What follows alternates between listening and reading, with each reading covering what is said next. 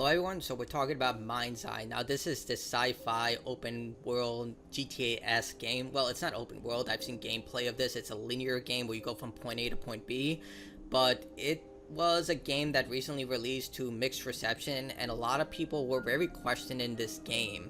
Now the primary reason was that the gameplay trailer, it just looked way too clean and polished. Granted, vertical cuts are nothing new within the gaming industry, but when you look at this, especially with the advantages of things like Unreal Engine 5, it's easy for you to put a trailer like this together and try and get customers excited for titles like this. One of the biggest examples of that was the day before. I don't believe this is Unreal Engine 5, but this is, I think, the opening eye moment for a lot of layman people who don't know much about the gaming industry. They don't know about the Anthem situation, Aliens, Colonial Marines, but this was really the eye opener for a lot of people about how you can easily fool people with vertical cuts. And with Mindseye, it definitely looked like that. Now, a lot of people did brush this off because the person heading this project was Leslie Benzies. Now, this individual has been involved with some of the biggest projects in Rockstar Games, like most of the biggest projects in Rockstar Games, from GTA 3, Vice City, Manhunt, San Andreas, like GTA 5, like a lot of projects. And he went to start a company called Build a Rocket Boy, and their first game was Mindseye. As you can see here, 1,300 reviews, which is not great, and it has a lot of negative reception around it, and the player count has not been positive.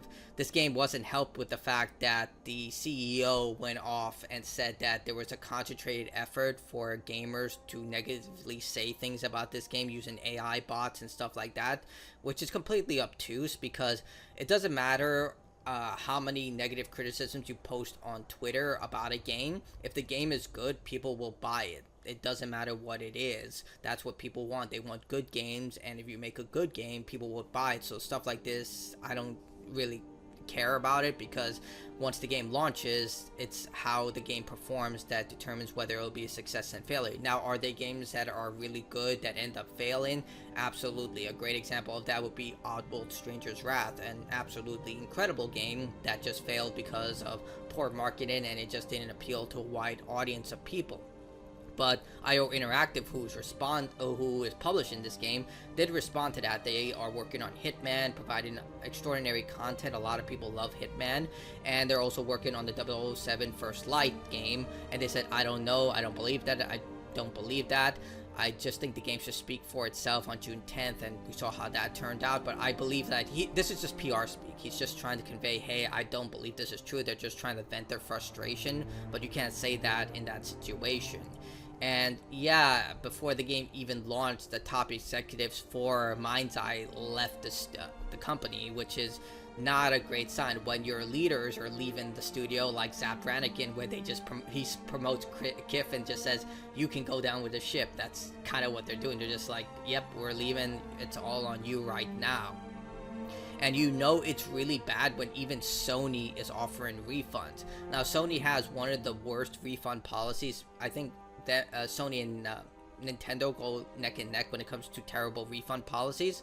But for them, if you buy a game digitally, the second you start up the game, that's it. You cannot ask for a refund. It's very, very rare they ever give refund on digital products, except for like Steam and Microsoft have genuinely a good refund policy. If you bought the game within 2 weeks and played less than 2 hours, you can ask for your money back, no questions asked. There are rare exceptions to that, one of the biggest ones being the day before, where they gave full refunds to anyone who bought the game regardless of how long you played the title. And I believe they also did one for BioShock Infinite because someone refused to go through the baptism of the game for religious purposes. But nevertheless, like Steam and Microsoft tend to be really generous when it comes to their refund policies. So when Sony's offering you a refund, you know things are bad. This is the only time they've ever in large quantity offered a refund to customers was Cyberpunk 2077, where they pulled it from stores and offered everyone a full refund regardless of anything. They eventually did bring it back, but yeah, Sony taking steps like this, yeah, it's not a good sign. So whether they'll pull the game, that's left to be seen, and whether Steam also says, you know what, let's just offer people refunds regardless, fix your stuff and make sure that it works. I don't know, but at this point, it seems that Mindseye is looking to be a commercial failure.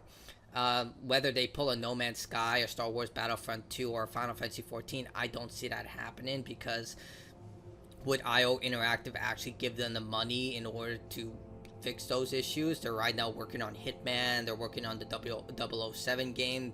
Do they have the capital, especially seeing that the game is not doing well? 1,300 reviews. Most of the people have refunded the game, judging by, product refunded, product for free, product refunded, and the player count has not peaked above 1,400 people. Granted, this is just Steam and not consoles, but Steam tends to be a really good indicator of whether people are playing this anywhere. But I really think that Mindseye is right now just a failure, and it's not going to get any better. So tell me what you think about this, if you played the game or not. I was actually curious to just do like walkthroughs and guides for the sake of content, but $60, yeah, nah.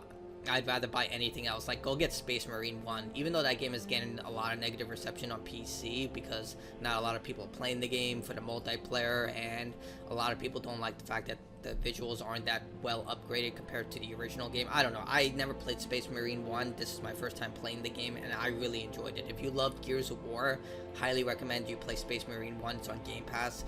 I'm not trying to shill for the game, but I really had a lot of good time with it. But get that game instead of this. But that's it from me. Tell me what you think in the comments below. Love to hear your opinion. Like, dislike, your choice. Bye.